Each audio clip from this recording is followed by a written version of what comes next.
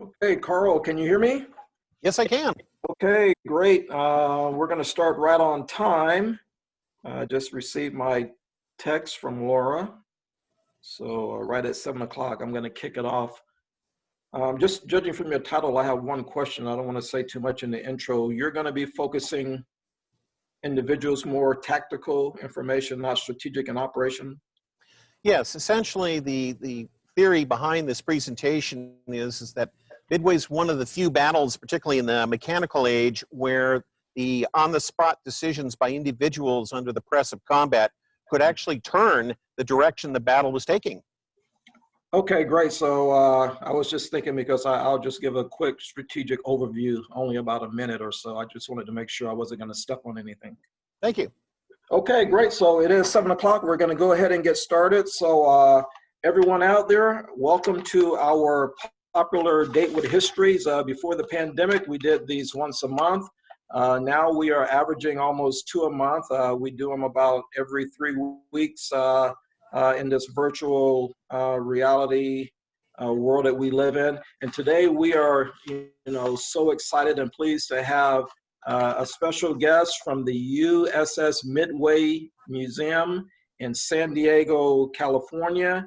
And what we're going to hear today, and you heard some of it because we don't have this private talk beforehand. We're going to hear, something a little different than what most of us hear when we hear about Midway.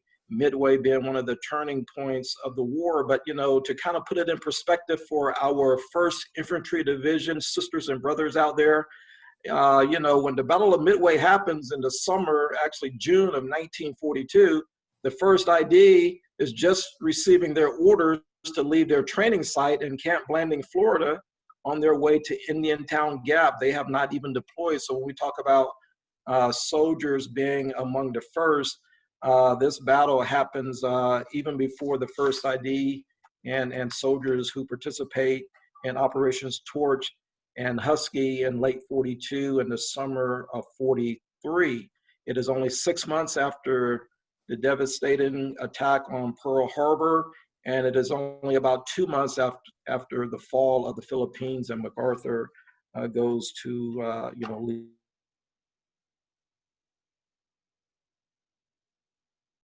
Introduce our guest, who's going to give us much more detail about, how individuals matter.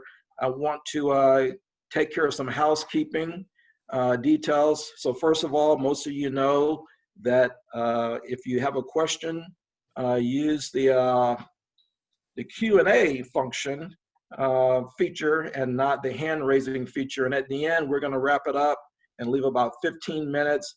And my teammate, Laura Sears, and there she is, come on board, and she will get to as many questions as possible.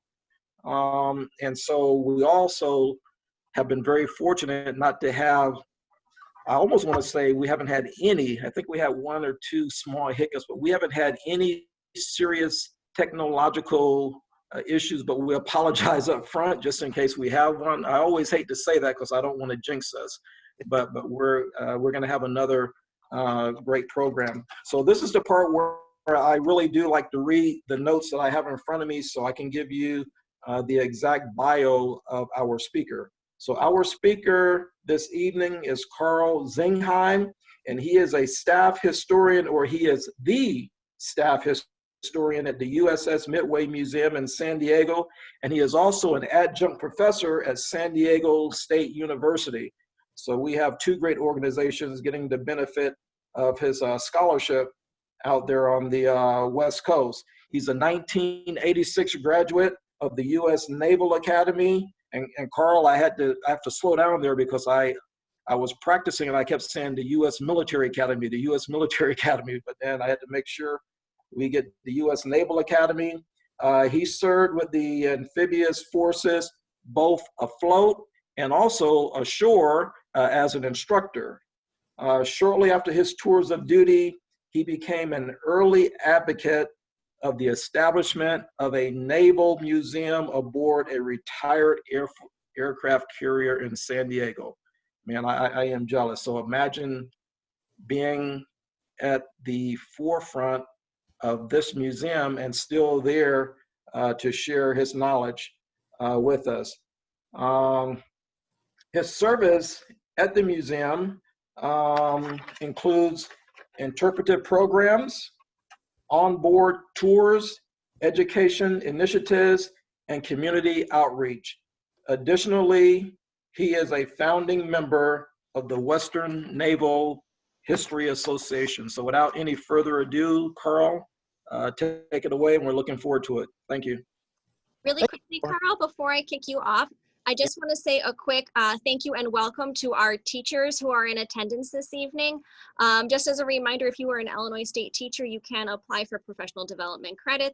Watching Karl's presentation this evening is worth 1.5 professional development credits, and it's not too late, so feel free to email me if you are not registered. But hello and special welcome to all of our teachers tonight. Excellent. Okay, great. Hey, thank you, Krosky and Laura.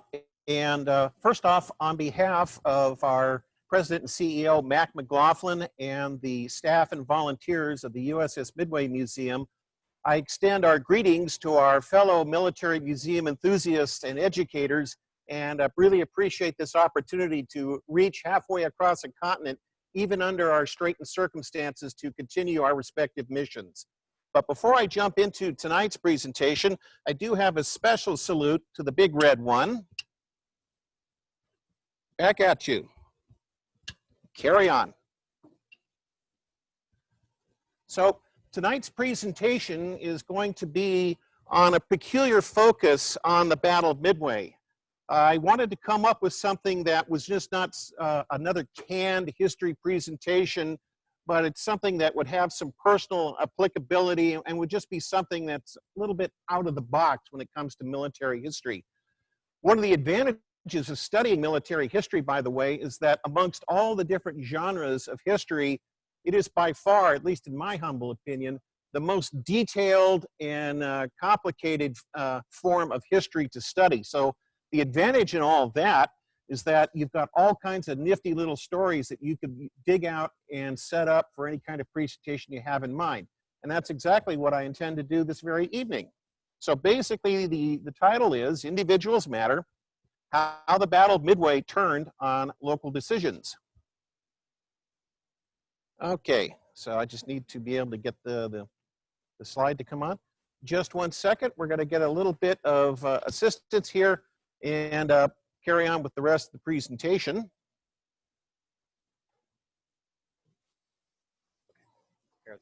Okay, thank you very much, Trevor. That was Trevor, our own Special Education Department IT supervisor. Okay, back to the lecture. To put things in context, the Battle of Midway occurred in the first part of June 1942. It actually occurred over 3 separate days and was the culmination in many ways of the initial Japanese rampage across the Pacific that began with the Pearl Harbor attack and ended, at least in a strategic sense, with their attempt to repeat another raid on Hawaii. And so the Battle of Midway was a force-on-force encounter between two opponents that were more or less evenly matched up. And as anyone who spent time studying any form of military history, trying to have 1-to-1 odds is not the best, and anything can happen. And that's certainly the case with the Battle of Midway. What makes the Battle of Midway interesting as well is that it very much was a definitive action. This was one of those battles where you have an undoubted outcome based on either the amount of damage that's inflicted or the way an initiative could pass from one side to the other. So in that particular sense, Midway is certainly one of the ranking decisive battles in military history. Although I must say that in the context of the Pacific War and perhaps even the rest of World War II, as far as America is concerned, Midway basically stopped the Japanese drive across the Pacific, and yet the initiative to be able to advance at will across the rest of that theater really required a 6-month struggle in Guadalcanal and in Papua New Guinea. So I guess if you wanted to use a sports analogy, we forced a fumble at Midway, but it took a struggle in the South Pacific to be able to recover the ball and have the possession to drive across for ultimate victory. Now, the theme for tonight's presentation is what happens with individuals in action. And essentially, that's something that doesn't come up all that often. History likes to focus on the big people, the leaders, the generals, the commanders, the admirals, the heads of state. So, of course, in most actions, it's their decisions, it's their actions, or the things they fail to do that matter most in an outcome of battle or a campaign or an entire conflict. So, quite naturally, history focuses on what the big bugs, as one observer said, do with military history. But there are instances prior to Midway where the actions of an individual could actually influence the outcome of a given battle. So the real theme going through this is that individuals always matter in any conflict. Sometimes the circumstances will present themselves in such a way that they can actually make a direct contribution to influence the direction of a battle. But every single time, though, it's up to the quality and the character of the participants in the action that really do determine how things turn out. Now, you may get the impression that I would be championing that the actions of individuals always have a positive or at least an ameliorative effect on an outcome of a given battle. That's not always true. So one particular example before the Battle of Midway I could point to is the infamous charge of the Light Brigade during the Crimean War in 1855. We have here in this depiction on this slide an interesting movie interpretation of it from a fascinating and picturesque movie called The Charge of the Light Brigade. And we have actor David Hemmings here, who is portraying the individual I'm referring to.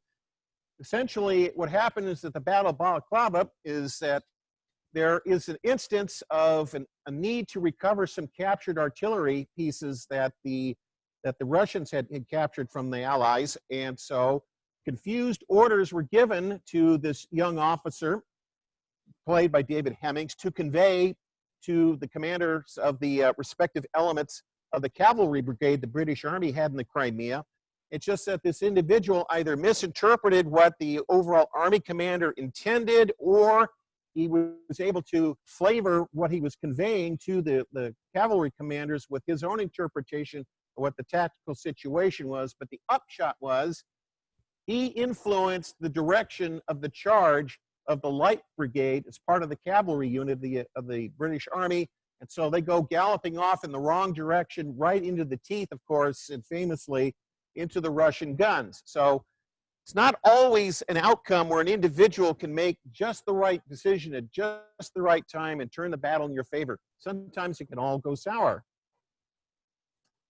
But there are a couple of other well-known instances where an individual's decision can actually influence not only the outcome of an action, but whether or not an action can even occur. And so two further examples I'll have here as part of our preliminary part is about the Battle of Gettysburg in the American Civil War. The Union and Confederate forces were completely separated in the campaign leading up to the climactic battle at Gettysburg. And so, as it turns out, the Union cavalry under the command of Brigadier General John Buford detected the vanguard of what turned out to be the rest of Lee's army approaching this crossroads town in southern Pennsylvania called Gettysburg, took a look at the lay of the land and decided that this would be the place that he would force an engagement and be able to bring the Confederates to battle now that they've been finally located and definitively identified. And so on his own initiative, he decides to take a stand with his dismounted cavalry, forces a fight with the leading elements of Lee's army. Lee had no intention of picking a fight in that particular area, but now that the engagement had begun, both sides sent in their forces as quickly as they could get to that crossroads town, and we wind up having the decisive battle of the American Civil War because of one individual's decision.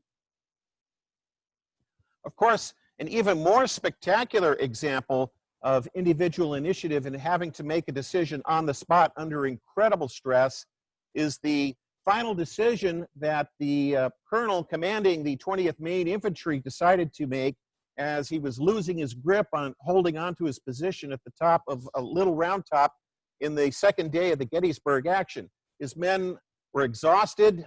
Several of them were already down as casualties. They've already repulsed several different Confederate attacks.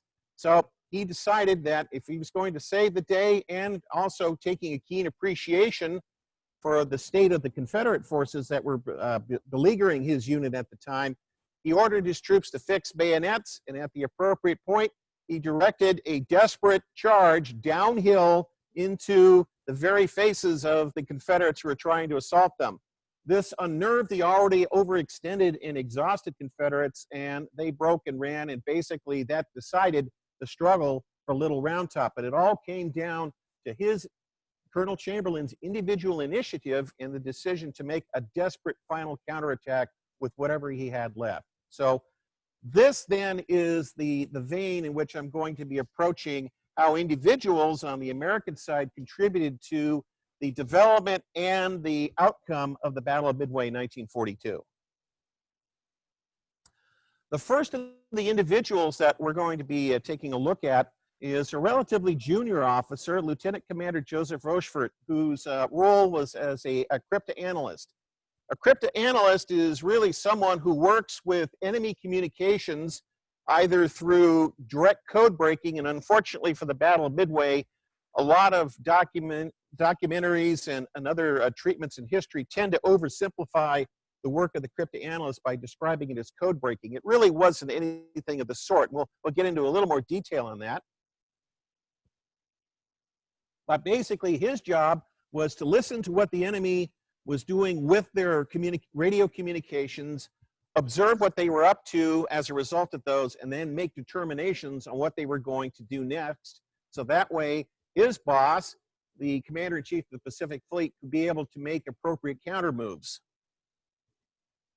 Now, Commander Rochefort worked out of a place called Station Hypo. The reason for that strange name is that the early phonetic alphabet the Navy was using seemed to have a thing for medical terminology. So Station Hypo, or H for Hawaii, came to be the common name referred to the cryptanalyst unit that was working in the basement of the Pacific Fleet headquarters in Pearl Harbor, Hawaii.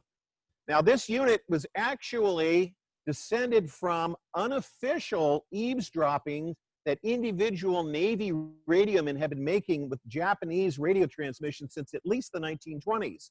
It was not officially sanctioned in those days, but the nifty thing about it was they were still allowed to carry it out. Now, while they couldn't read anything that the Japanese were sending amongst themselves back in those days, one key thing that was unraveled at that early stage was they figured out Japanese Morse code. We're not talking about voice radio. In those days, distance information was sent with radio telegraphy, so basically a wireless telegraph, and the Japanese, with a completely different language structure, had to devise their own version of Morse code. The good news is that these dedicated individual radiomen in times past were able to figure out how they were using Morse code for their own purposes. So Station Hypo in the late 1930s, leading into the beginning of the Second World War, was being stood up to be able to pay attention to Japanese radio traffic and other intelligence assessments. And so they were hard at work in the time leading up to the Pearl Harbor attack, but unfortunately for them, the Japanese attack occurred as a complete surprise, largely because of very dedicated Japanese communications discipline leading up to the surprise attack. So the result of the fact that Station Hypo was of no use at all in helping to warn the Pacific Fleet of the incoming Japanese raid put them in a bit of a shadow, of course. And so who was going to be trusting anything that they would have to say when they let down the boss, Admiral Kimmel, at that time, by not being able to detect and forecast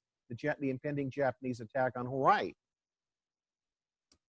However, fortune still favored them right from the time of the attack onwards, because the Japanese, of course, started the Second World War in the Pacific by making multiple attacks over huge swaths of territory and ocean. And so in order to coordinate all this and to keep track of the progress of operations, the Japanese had no other choice but to use their radio communications extensively.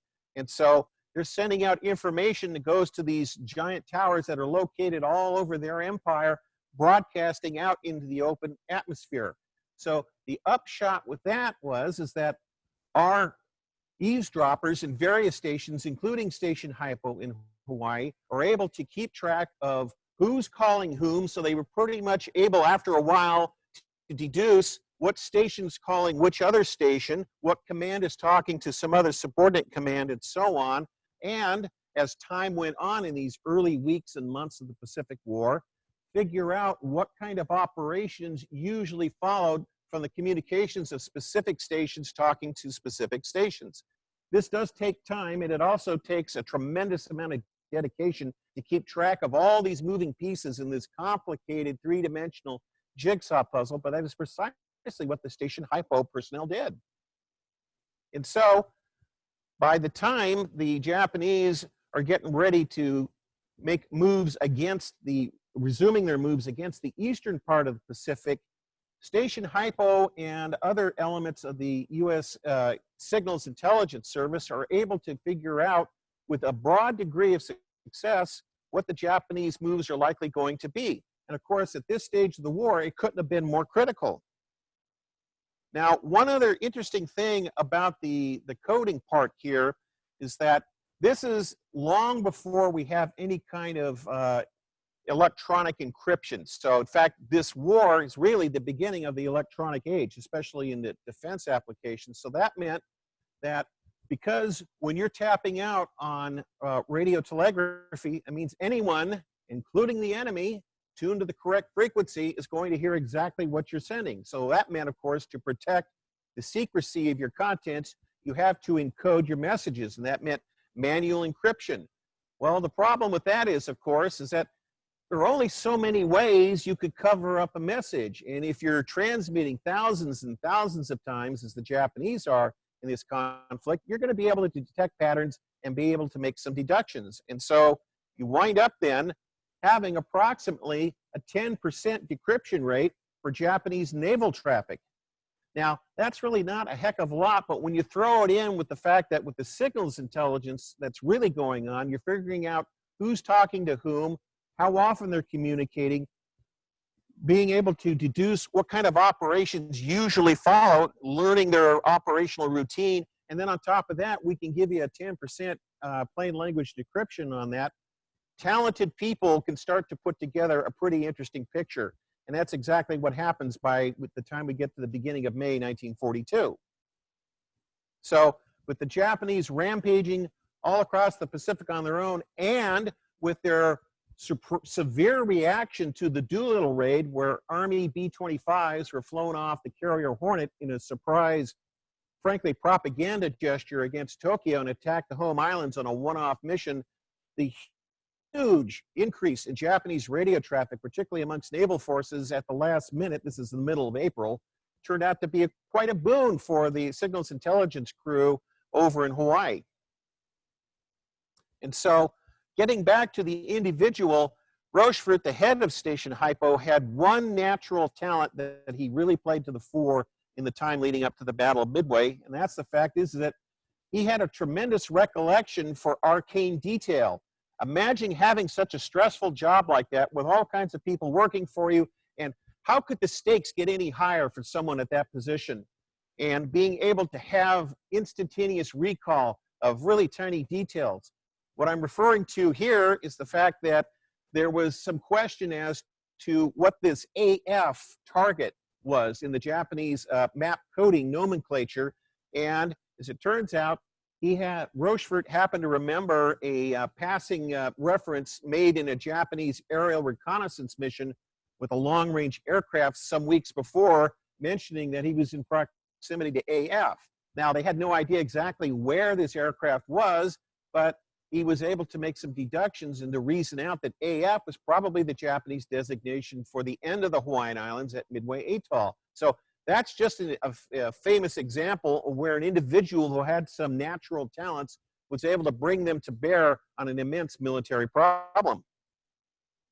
The real breakthrough, at least as far as Rochefort's part of the Midway story, is because of all the accumulated information, the talent of his team, the fact that the Japanese just couldn't stop using the radio all the time, basically meant that he was able to accurately forecast the pending move the Japanese Navy was going to make to support an invasion of New Guinea off Australia. That became the Battle of Coral Sea, when the US Navy was able to get some carriers in to counter that move.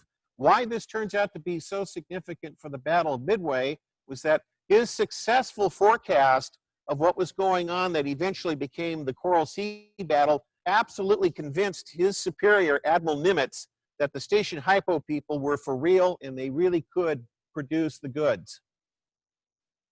So here comes, while just as they're getting confirmation that the Japanese were in fact moving against New Guinea, just as he had forecasted, he's able to confidently predict that the Japanese are now expressing an interest on a follow-on operation coming up probably in early June for Midway Atoll. Thanks to the success he had in accurately forecasting Coral Sea, Admiral Nimitz buys into this and doesn't waste any time at all in the short period they had before. So now we turn to Admiral Chester Nimitz, who is the Commander-in-Chief of the Pacific Fleet, or CINCPAC. Considering the theme I have of today's presentation, it may seem strange, and here I am pointing to a 4-star admiral as being a junior person on the spot, but in the context of the overall chain of command in World War II, Nimitz really is put on the spot of having to make a crucial decision in the face of having to contend with a rather overbearing superior back in Washington, and I'm referring to Admiral Ernest King, who became the commander of the entire United States Navy and all its operations globally. So he was Nimitz's immediate superior in command, and of course he had his own intelligence apparatus in Washington, D.C. as well. And so guess what? Those analysts were coming up with a completely different picture of what the Japanese intentions were. And so Admiral Nimitz, who we see here in this other image, inspecting the defenses of Midway Atoll in the days leading up to the battle, basically put Nimitz on the spot. So Nimitz is really buying into what Station Hypo and those characters in that basement are coming up with. In the meantime, his superior, thousands of miles away in Washington, is coming up with a different picture. Time is running out. We're already well into May. The Japanese are supposed to be, according to Station Hypo, falling upon Midway Atoll in early June. What do I do? So Nimitz decides to just put Washington off. Eventually, Washington kind of clams up when they start to reconsider their evaluation. But Nimitz is the man on the spot. He's the man who has to make the right decisions to get forces where they need to be in time to make a difference. And Nimitz decides to go with the Station Hypo analysis. And so he sends everything he could possibly scrape up and crams them onto tiny Midway Atoll. That included a squadron of PT patrol torpedo boats.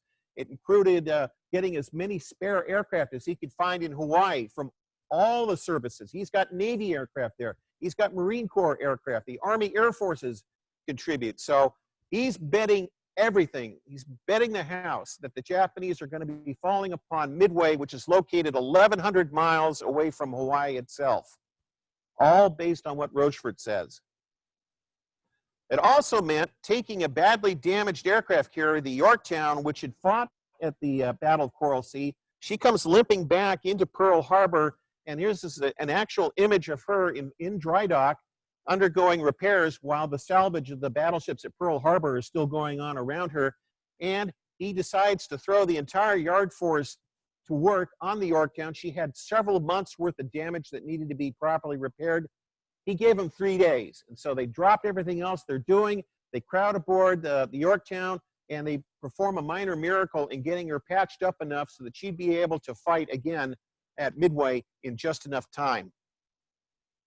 So with 2 other carriers, the Enterprise and the Hornet, which we see here on the left side of this panel, and a picture of the Yorktown as she's making her way up to Midway, Nimitz has all the available aircraft carriers in the entire fleet. That's it. He's just got these 3 to send to Midway to reinforce the folks that are already manning the garrison there, and with complete expectation that that's exactly where the Japanese are headed.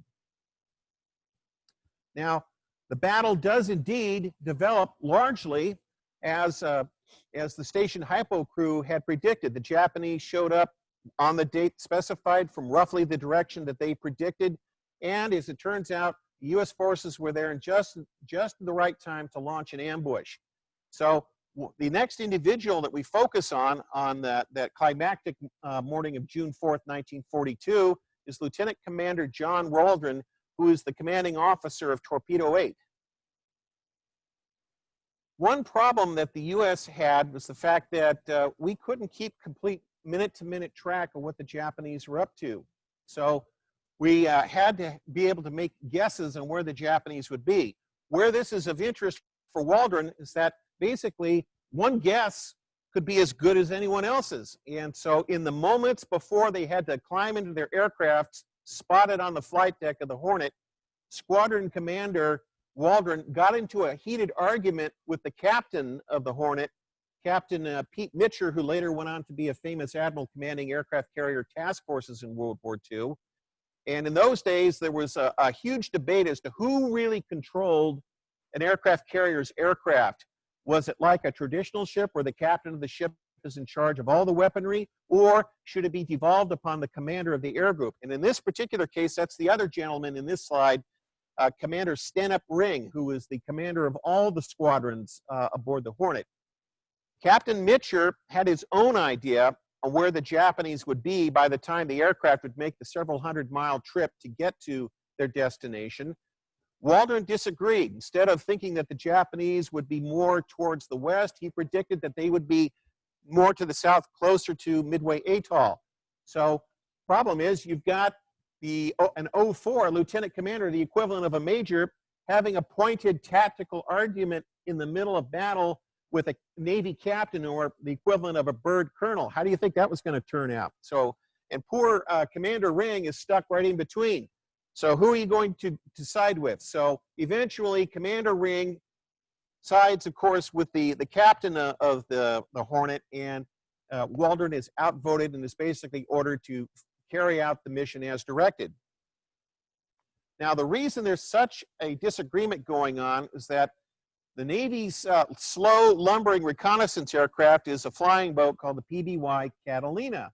The Catalina, however, is essentially a floating gas tank with very poor defensive armament. So think about it. You're flying alone in a flying gas tank. You suddenly spot a bunch of Japanese aircraft carriers that happen to have a defensive patrol of very angry fighters, any one of which is quite capable of sending you to a fiery death. So, of course, you're only getting intermittent information as to where the Japanese are, how many they are, what kind of ships they have, what their course and speed is. So, no, you're not going to be giving minute-to-minute updates. So you jump in, you get a glimpse of them, you get the best estimate of what you think they're doing, and you duck back in a cloud before the zeros get you. So unfortunately, that kind of information, when it gets handed over to our aircraft carrier crews, means that they have to play guessing games and predict where the enemy is going to be instead of having up-to-the-minute information. So to be perfectly honest, either Waldron or Mitcher could have been spot on correct. It's just one of those tough problems that you have in combat occasionally.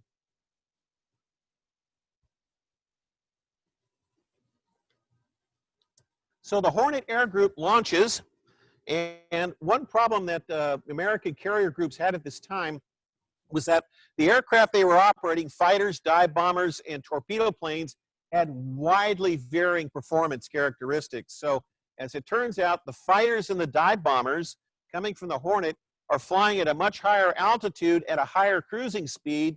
The torpedo planes, of necessity, are lower down, and they happen to be much slower aircraft. So Waldron basically decides to capitalize on this discrepancy. And so while the dive bombers and fighters start to disappear into the cloud and haze, he makes what I would call a Leavenworth decision.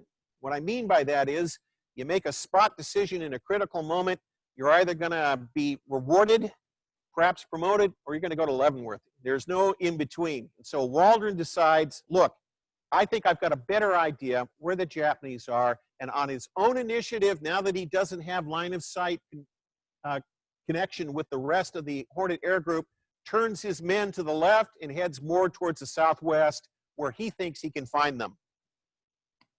And tragically for him and almost everyone else in his squadron, he turns out to have guessed correctly.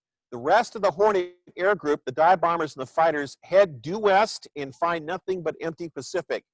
Eventually, after all kinds of fruitless searching and agonizingly stretching out the search, Commander Ring has to reluctantly come back with his ordnance back onto the Hornet. Some of the fighters, however, couldn't quite make it. They ran out of gas and ditched. But 2/3 of the striking potential of the Hornet is wasted in a fruitless choice going out in the open Pacific. Waldron, unfortunately, has found the Japanese. He tries to get the word out that where they are.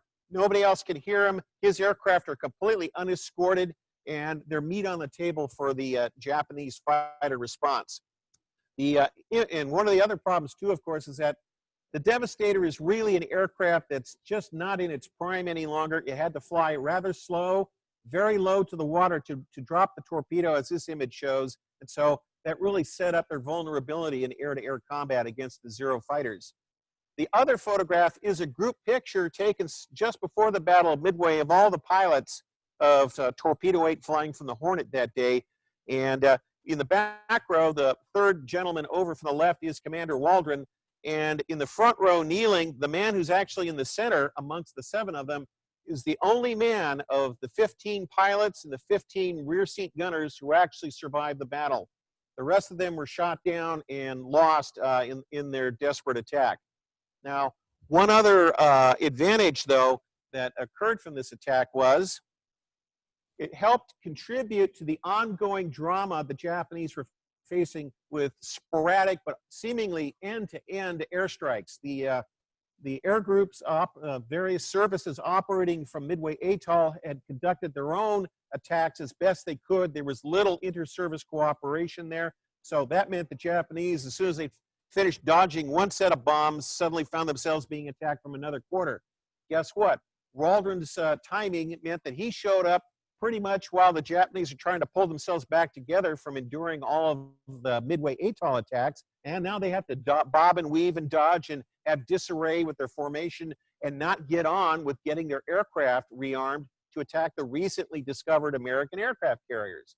It also meant that as part of the defense against Waldron's attack, the Japanese used smoke screens and pyrotechnics and such.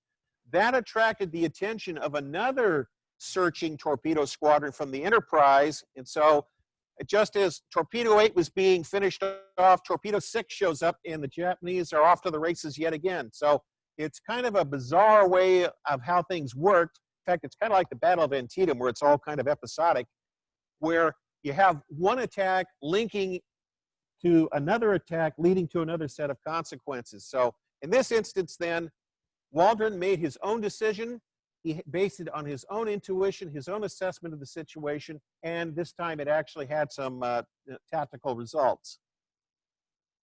Our next individual that we're looking at is Commander Wade McClusky, who was the commander of the Enterprise squadrons. So he's flying in a dive bomber, even though by training he's actually a fighter pilot, but that's the way they did. If you're a naval aviator, in theory, you're qualified to fly anything. We're going to find out in a moment, though, that that really isn't in the case in the pinch of battle. So McClusky's leading 2 squadrons of dive bombers off the Enterprise. As we learned a moment ago, Torpedo 6 was separated for the same reasons that Torpedo 8 was separated from her sister squadrons, and they wind up getting slaughtered. So here's McClusky operating with just 2 squadrons of dive bombers, no fighter support at all, and he's facing the same guessing game that the staff on the Hornet had. Where are the Japanese supposed to be by the time I get to their projected location? He couldn't find them, and so he decides that he's just going to press on, form a scouting line. He hands control of the aircraft to his radioman operator behind him and pulls out a pair of binoculars and is scanning the ocean around him as the rest of his pilots are looking at their gas gauges hours into this interminable flight, wondering what the boss is up to. But McClusky presses on and is determined to figure out where the heck the Japanese are rather than playing it safe and get back aboard the American carriers with his ordnance still aboard.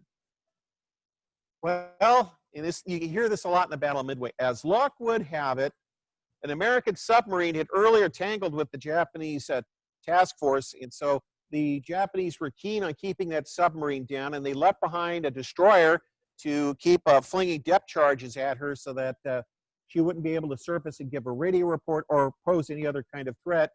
Meanwhile, they're still dodging these interminable air attacks from the Americans, and so the carrier task force keeps galloping off towards the north, while the destroyer, the Arashi, is left behind to keep the USS Nautilus underwater. Well, as it turns out, Arashi now finds that the carrier task force has now gone over the horizon. It's well beyond range of that submarine to threaten it any longer, so she beats feet and goes to flank speed to catch up and regain her station with the rest of the formation. When who would show up but McClusky? He sees this lone ship where clearly there shouldn't be any other ships out there with his binoculars and deduces that she's off to someplace really important, and that likely destination for that ship's heading is probably where I want to go. So he turns his aircraft north, follows up the wake and past the destroyer, and within a few minutes, he's rewarded with the sight of the Japanese carrier quarry. 3 of their aircraft carriers are immediately in sight. And so he decides to go ahead, get in position, and order the attack. And this is where he almost undoes what he was able to accomplish with his persistence in finding the Arashi. He's a fighter pilot. He's not really up on all the intricacies and nuances of dive bomber tactics. He got what we would call buck fever and finds the Japanese, after all, through a brilliant stroke of luck, after hours of trying to find them. And in his excitement, he says, "Follow me," and intended to lead all the aircraft of both squadrons onto the first carrier he comes across. However, one of his subordinates, and this is another individual we're looking at, is Lieutenant Dick Best, who's leading Bombing 6. The 2 squadrons were Scouting 6 and Bombing 6. They both flew Dauntless dive bombers. They're both squadrons that are quite capable of carrying out dive bombing attacks. He knows dive bomber doctrine. So as they're approaching the Japanese, there's one carrier that's a little bit closer to them and another one that's slightly off to their right just ahead. His knowledge of dive bomber technique was that the other squadron would attack the one to the right and his people would attack the squadron to the left. That's what they all knew because they're all dive bomber pilots. So he's getting set up. He makes his dive with his 2 wingmen and presumably the rest of his squadron to attack, and expected Scouting 6 to pay attention to the other enemy carrier. Instead, as he's lining up, he sees everybody else piling past him, and in a split-second decision, he realizes what has happened. He breaks off his own attack legitimately on the target that everyone else on both squadrons is piling in on, which turned out to be the carrier Kaga, pulls back to level flight, signals his 2 wingmen to break off their attacks and close in on him, and now he's going to have to try and improvise an attack with just him and his 2 wingmen against this other important enemy target. So in this improvised attack, they dive in at what turns out to be none other than the Japanese flagship Akagi, and they drop their bombs. One of them misses alongside. Another one, as it turns out, landed close enough to damage the steering gear, and Lieutenant Best himself manages to take his 1,000-pound bomb and plant it square in the middle of the flight deck, deep into the hangar deck. That one hit, that one solid hit, was enough to eventually doom the carrier. So because of Dick Best and his ability to think on his feet and to adapt his doctrine and tactics under the press of battle, not just 1, but 2 Japanese carriers are now knocked out of the line of battle. Let's go take a look then at another individual from the Battle of Midway, and that's Lieutenant Commander Jimmy Thach, commanding the fighters off the Yorktown Fighting 3. And he kind of has an indirect connection as well to Chicago because one of his cohorts in earlier actions was none other than Edward Butch O'Hare, of which your airport is named. And so he turned out to be a dynamic leader. Jimmy Thach was a magnificent trainer, but more importantly, his success in the Battle of Midway actually predates the beginning of America's entry into the Second World War. There were all kinds of rumors circulating around in 1940 and 1941 from the war that was going on between China and Japan that the Japanese Navy had introduced this new super fighter. It had incredible long range and it was incredibly maneuverable, a very nimble aircraft. most other aerial experts in the United States would discounted the fact that Japanese would even be capable of producing something like that, not Jimmy Thach. And so he started to ponder, considering that war was very likely in the immediate future, how do I take my chunky Wildcat fighters that we're now equipped with and be able to deal with this super nimble Japanese fighter? And so working with tabletop exercises from his home here in lovely Coronado in San Diego, he eventually came up with what he preferred to call the beam defense method, but what history now recognizes as the Thach weave.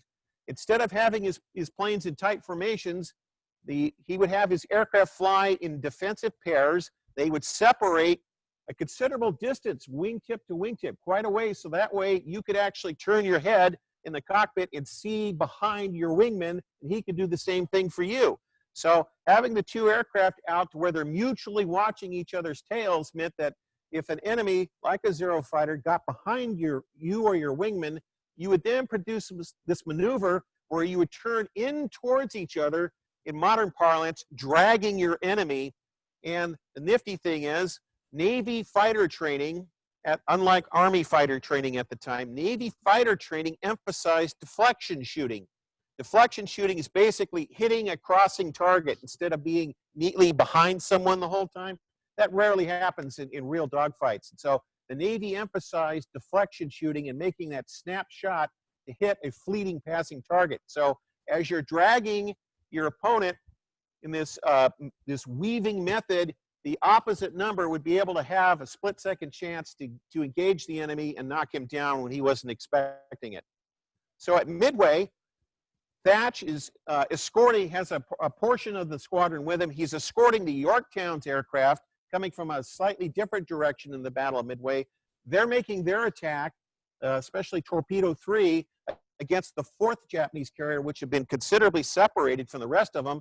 And the Zeros, of course, are piling in to deal with the bombers. So his few Wildcats get into a swirling dogfight, and he uses the Thach weave. He's exceptionally successful with it, and the Japanese pilots are presented with the unusual sight of seeing several of their colleagues spinning into the sea in flames. And so what happens is the Japanese fall for a weakness that they have in their doctrine at this time. They had a habit of having the entire fighter protection pile in on a juicy target. There was very little discipline amongst the Japanese fighter pilots. Skilled as they were, they did have a habit of leaving sectors undefended to go after easy or exciting targets. So now Thach and his men are causing quite a row with the Japanese fighters. So more of them are coming into the fray, both to deal with the torpedo attack and because of these pesky American fighters. So what happens? There are no Japanese fighters available at altitude to interfere with the approach of the Yorktown's dive bombers, which, by the way, in a fluke of a coincidence, are arriving from the opposite direction from which the Enterprise dive bombers are attacking. And so you wind up having 3 Japanese aircraft carriers being destroyed by surprise, devastating dive bombing attacks, largely because of what we just described. Now, moving on with the course of the battle, the one surviving carrier, the Hiryu, has a chance to exact revenge. She launches an attack with her dive bombers, and this is one of the few photographs taken of the Japanese ships by the Japanese that survived the battle. And this is the Hiryu later in the battle launching some aircraft to counterattack the Americans 1 against 3. And this introduces the final individual we'll talk about in today's presentation, Chief Charles Kleinsmith. He was recently promoted to Chief Petty Officer. That's an E7 rank. And he worked as a water tender, which was the rate we had in those days for servicing the boilers. So the Yorktown is run by steam, and his crew is in charge of one of many boilers that keep the Yorktown fighting. And during this dive bombing attack that occurred against the Yorktown, there's some imagery from that attack, a bomb hit managed to snuff out the forced draft on all but his boiler. And so Kleinsmith has the only functioning boiler, and you need the boiler to provide electricity, hydraulic power, and all kinds of other things to keep the ship alive, while the other boilers are all had their fires snuffed out. And furthermore, Kleinsmith's own boiler room is starting to fill with acrid smoke. So He orders the rest of his men to clear out of the room and secure the door, and he spent the rest of the time in that smoke-filled boiler making sure that that flame didn't get snuffed out while the crew went about repairing the damage from the dive bombing attack on the Yorktown. Thanks to his untiring efforts, they had just enough power to be able to get everything back online and get the Yorktown back up to a decent speed. By the time the second Curio attack with torpedo planes arrive, and they proceed to launch a furious attack against the Yorktown a second time. Sadly, one of the torpedoes that does hit the Yorktown in this particular action hit opposite where Kleinsmith and his boiler crew were, and they were killed later that afternoon in that action. But if it hadn't have been for his dedication on his own initiative to stay there and tend the flames in his one remaining boiler earlier, the Yorktown would not have been able to participate any further in the battle. Getting on with the tying off on the rest of the Battle of Midway, other American dive bombers eventually find the lone Hiryu. They go after her. They eventually inflict massive damage on her, effectively ending the battle in a tremendous lopsided victory for the United States. This is an image of the Hiryu that was taken a couple of days after the battle by a Japanese aircraft from another force that finally arrived at the battle scene. And what it actually shows is that the forward part of the flight deck of the Hiryu is actually burned all the way through. That is actually a cavernous hole that the bomb hits and explosions and fires had created. In fact, part of the forward aircraft elevator shattered, and there's a big chunk of it casting a shadow amidships that landed right up against the bridge on the Hiryu. So she suffered massive explosions and fires and became the fourth carrier fatality amongst the Japanese at Midway. So, in summary, we have, this is particularly for our educators' benefits, basically the creation of the Battle of Midway, where the U.S. and Japanese forces met on the same time that they approached for the battle, the ability of the Americans to be stocked up and ready to go, and the actual conduct of the battle is basically turning on the decisions made by individuals at the right place at the right time, keeping their heads and making the correct decision under tremendous pressure. And so what you wind up then having is, in a rare instance in the mechanized era of warfare, the actions of an individual in the nip and tuck of a heated battle could actually turn the tide in the direction of the entire conflict. And so that's why individuals matter, and the Battle of Midway will always go down as a magnificent exemplar of how that works, even in this rarity in the mechanized age. And so with that, that's my presentation this evening. In lieu of an audience, I shall do the clapping for everybody. Thank you very much. Thank you so much. Well, Karl, we do have some questions for you, so let's get cooking. I'm going to get to as many questions as I can this evening. However, if you do have a question for Karl, feel free to use the question and answer or Q&A feature at the bottom of your screen. Please don't raise your hand. We are going to use the Q&A box, and we'll get to as many questions as possible. But let's get off started here. I had the first question is out of all of the films depicting the Battle of Midway, which one do you feel best represents the battle? Well, now you're asking for an artistic interpretation, so we're kind of straying a little bit out of the confines of history. But it's interesting that the Battle of Midway, because of its drama and its importance in the history of the military, has actually quite a few references or interpretations from Hollywood. The first of which was actually done during the battle.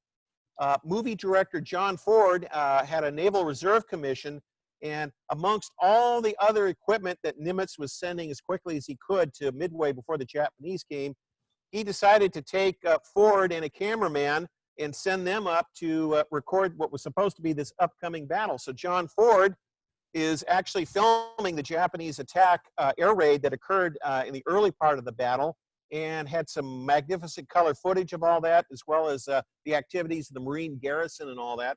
Well, he survives the action, the film survives, and he puts it all together into a remarkable, and even to this day, a very well organized, impromptu documentary on the conduct of the Battle of Midway called The Battle of Midway, and you can find that online.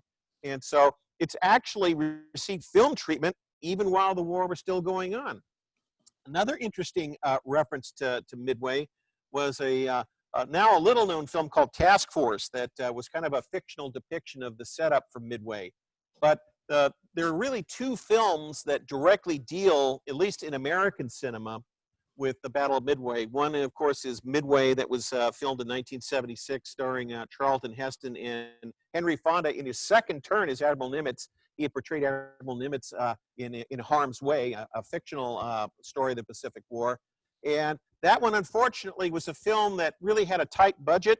So they had, of course, their own scenes, but they heavily borrowed from stock footage and even from Japanese movies about the Battle of Midway, dramatic films, and Tora Tora Tora about the Pearl Harbor attack. So that film in 1976 really was a hodgepodge of different types of film and trying to tell some kind of personal narrative about the Battle of Midway. It is an exciting and dramatic telling, but it's really not very historically accurate. It does a lot with fictional characters, and of course you're having to contend with stock footage or models that really aren't depicting what the script called for.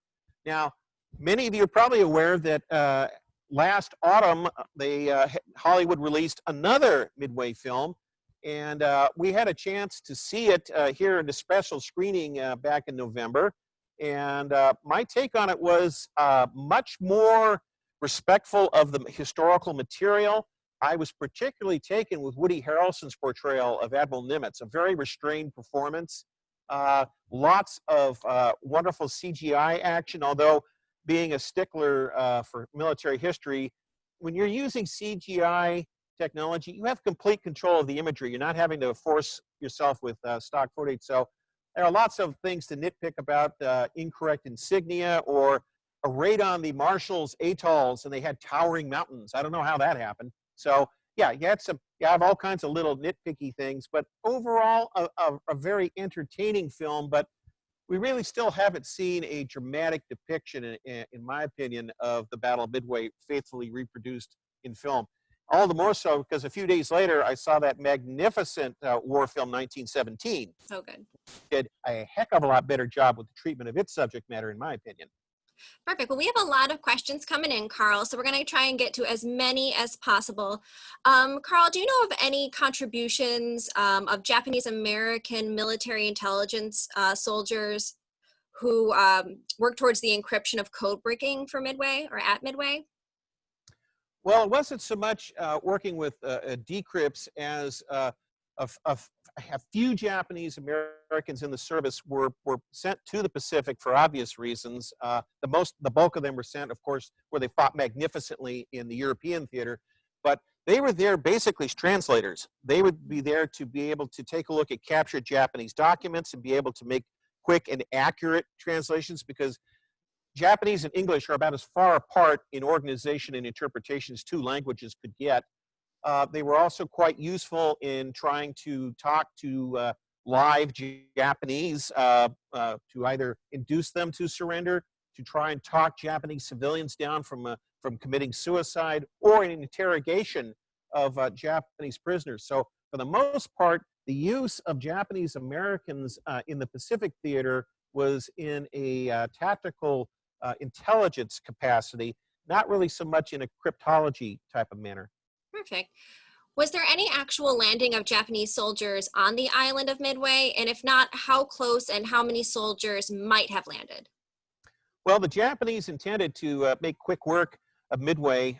They had learned a bitter lesson in the earlier battle for Wake Island, where the Marine garrison there repulsed an attempted landing, and they really had to pound down that atoll and almost fought to a tie with the Marines before the Marines decided that for the sake of saving lives, they would stop fighting. So they already had a bitter lesson from being roughly handled by the U.S. Marine Corps, just as they were being rather roughly handled by the half-starved Army personnel in the Bataan campaign in the Philippines at the same time. So they were really going to go for some overkill in swiftly taking Midway. And they never had the chance to get that close. The action turned so rapidly against them on what should have been, by their plan, a preliminary day of softening up the atoll before the U.S. Navy could even show up. And here they are on that particular day fighting for their lives. Now, it's an interesting postscript. the very unit that was supposed to assault Midway was later sent in the early stage of the Guadalcanal campaign to seize control of that airfield the Marines had seized down there. And that became the Battle of the Tanara with the Achiki detachment. And they once again found out that tangling with Marines in a defensive perimeter was a suicidal mission. Had the Japanese been successful at Midway, what do you think would have been the consequences? One of the warnings that the few dissenters, the Japanese general staff pointed out, is that Midway in and of itself would have been a poor prize, because the real objective of the Midway campaign was to lure the remnants of the American Pacific Fleet out so that the unfinished business left over from the Pearl Harbor attack, particularly the American carriers that escaped attack at Pearl Harbor, could finally be dealt with. And so Midway was kind of the excuse. But as some dissenters amongst the Japanese planners pointed out, you're many thousands of miles away from supporting Japanese bases because of the geography of the Central Pacific, and yet you're 1,100 miles away from the American air bastion at the rest of the main Hawaiian Islands. So they would have been horribly exposed in any case, even if they had succeeded in taking the island, to an eventual American recovery with little help of support for being so isolated, because Midway literally is the western terminus of the entire Hawaiian Island chain. So it probably would not have benefited them very long at all. So do we have any feeling what their next point would have been, maybe? That's where they ran into a real problem. The Japanese Navy had basically two planning organs. They had the Naval General Staff ashore in Tokyo, and then you had Admiral Yamamoto and his combined fleet staff on the fleet flagship. Mm-hmm. And it was Yamamoto who insisted on the Pearl Harbor attack, and it was Yamamoto who again insisted on the Midway battle. The Naval General Staff was holding out for an attack towards Australia to pick up where they left off with the Coral Sea action and to completely isolate Australia. So they worked out a compromise to allow Yamamoto to carry on with this Midway business. So after Midway would have been secured and hopefully the U.S. Navy disposed of, then the Japanese would shift gears and head south and invade New Caledonia, the New Hebrides, and otherwise put a barrier between the west coast of the U.S. and Australia. This next guest wants to know that they really enjoyed your presentation, and thank you for sharing your time with us. Did Dick Best receive recognition for his bravery and decision-making while he was alive, or perhaps after his death? Well, the good news is, with one notable exception, everybody who performed at Midway received lavish attention, including posthumously, unfortunately for some. And Dick Best had a mishap that very day. He had there was something wrong with the oxygen system on his aircraft, and he got poisoned by caustic soda, and it activated latent tuberculosis. And so he turned out to be a military invalid for the rest of the war, which probably saved his life, actually. So he just went into the aircraft industry and had a very long and productive career in Southern California in the aircraft industry afterwards. The one exception to the awards, though, was Commander Rochefort. There was serious rivalry, petty unprofessionalism between the Cryptanalyst in Washington and what Rochefort and his Hypo team did. And so during the course of the war, they were basically able to blackball Rochefort and the rest of his crew. So Rochefort winds up, although he got promoted to captain, he got dumped in San Francisco commanding, get this, a floating dry dock. So he spends the rest of the war literally in a backwater, makes no further contributions to cryptology for the bulk of the war, and then retires under a cloud at the time after the war. It's not until just after he passed away in 1976 that Congress belatedly listens to military historians, recognizes him for his achievements, and so he's finally gets Distinguished Service Awards, and he also has a star in the Cryptology Hall of Fame. Perfect. That actually answers another one of our guests' questions. Have you drawn on information from the Japanese viewpoint of Midway documented in the book Shattered Sword? Yes, in fact, we're quite appreciative of the fact that Parshall and Tully, the two authors of this book, went to such extremes to be able to look at Japanese sources. I have access to many of those Japanese sources, but the problem is they're in Japanese. What a surprise.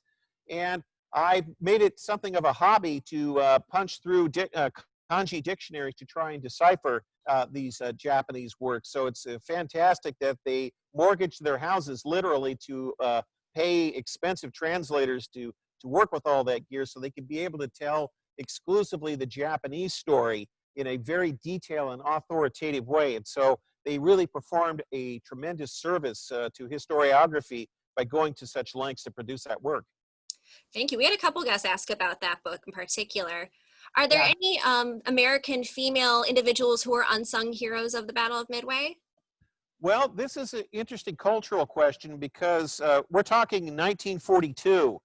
The active U.S. Navy is predominantly guys. In fact, ethnic minorities such as African Americans and even Filipinos are restricted to menial steward type jobs by law. And so it's largely very much a white guy service fighting the battle, although they eventually do establish female equivalents of the various services during World War II, the waves in particular for the U.S. Navy. That wasn't stood up in the time frame we're talking about the Battle of Midway. So the only females in uniform in theater at that time were all nurses in Pearl Harbor. Interesting. This actually comes from one of our teachers, and they are looking for any types of suggestions on how to present this kind of information about the Battle of Midway to high school students who have special needs. Well, the good news is Midway is an exceptionally popular action, so there's all kinds of sources that you could consult on the internet, and there's actually a very high quality website dedicated to the Battle of Midway with top drawer historians, both professional and amateur, and it's called the Midway Roundtable. And that would provide you with all kinds of interesting information, but it's also something you have to handle with care because we're talking about experts who really get into the details on there, and you could get lost in the esoteric discussions that go on and on and on with them. But it turns out it's an excellent website, and they really do have all aspects of that battle covered. I don't want to put you on the spot, Karl, but since we're talking to our teachers, does the USS Midway Museum on their website have any educational resources that teachers can utilize? Yes, as a matter of fact, we have something called the Midway Teachers Institute, which we've been running for about a decade now, dedicated to being able to bring all kinds of defense-related information in a way that teachers can immediately plug and chug and use. We have, until recently in this time of COVID, a summer institute where by competitive process, high school and junior high school social studies and history teachers could come to the Midway for specific training on being able to talk about Cold War subjects and World War II subjects. Because of the situation we're presently in, the emphasis on being able to access that material remotely has been stepped up. And so you have all kinds of access through our website to be able to not only download material or access material, but you can actually contact our education department directly if you had any specific needs. Absolutely. One of our guests just wants to give a wonderful shameless plug to the USS Midway Museum. They've visited twice before and are just big fans. I have time for these last two questions I have here, and then I am going to stop the question and answers. So if you could share with us what you believe is the best book on Midway.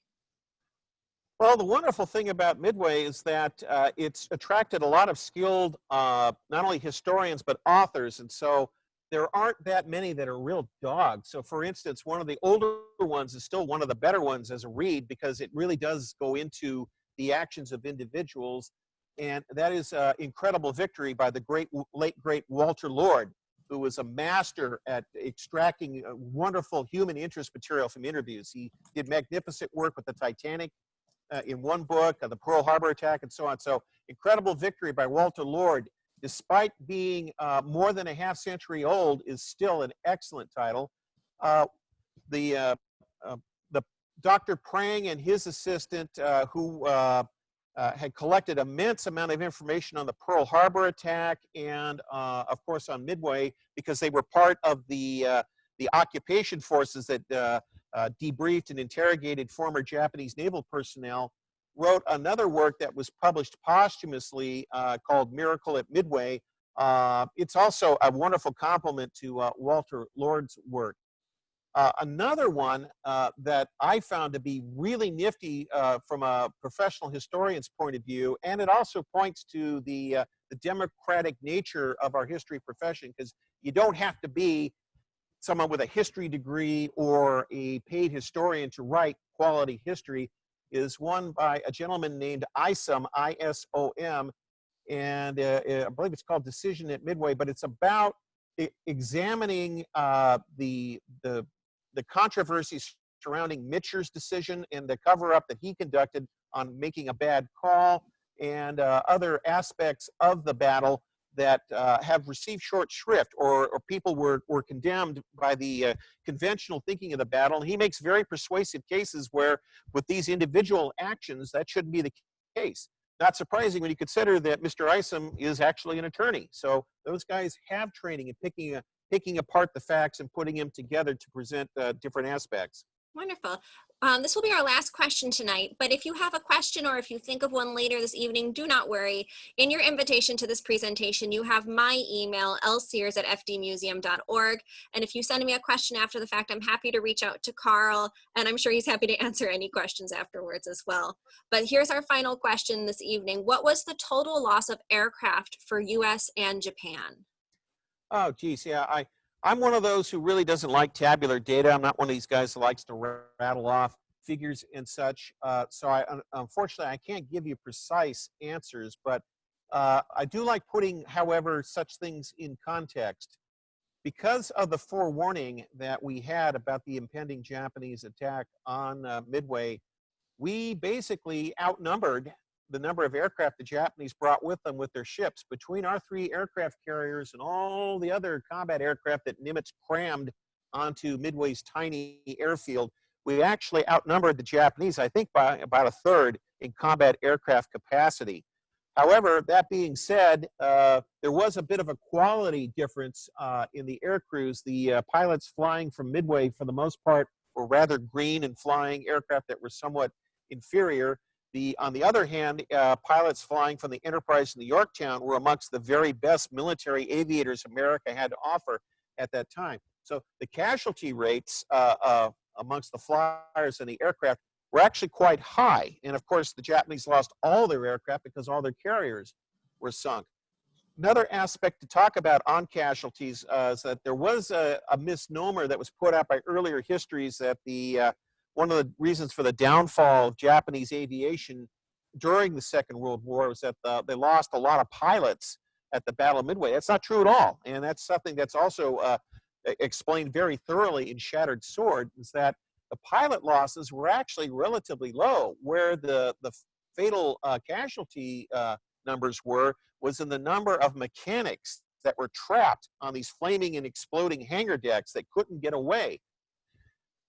The Japanese at that time did not have a mechanical society. So these men were all skilled, rare craftsmen, and so many of them were lost with their ships that it really had a detriment to being able to sustain the flyers themselves. And this is something that can apply to any armed service. So if you lose your technicians and your support personnel, your warriors aren't going to do very well in subsequent campaigns. Well, thank you so much, Karl, for spending this lovely Thursday evening with us, sharing this knowledge and showing off the beautiful USS Midway Museum. I can't wait to go. How many times I've been to San Diego? I've never been there. I can't wait. It looks amazing. But as guests are leaving, I just want to do a quick reminder that our next Date with History is going to be Thursday, August 20th, and we are going to be welcoming the author of the book Forgotten, The Untold Story of D-Day's Black Heroes, Lisa Herview. She's going to be talking to us a little bit about the 320th Barrage Balloon Battalion, who we feature in our museum, and are excited to bring that story to you. Also, for our budding historians, our future historians, our youth version of this program, Dessert with History, is going to be July 31st, where we're going to be talking with veteran former tanker Command Sergeant Major Mark Bowman. So make sure you sign up your junior historians for that program. Karl, thank you so much. You have a wonderful rest of your day. And thank you so much, everybody, for joining us for another Date with History. We'll see you again in August. Thank you very much. Thank you, Karl. All right. Have a good evening, crew. Have a good evening, Karl. All right, you too, Laura. Thank you. Good night.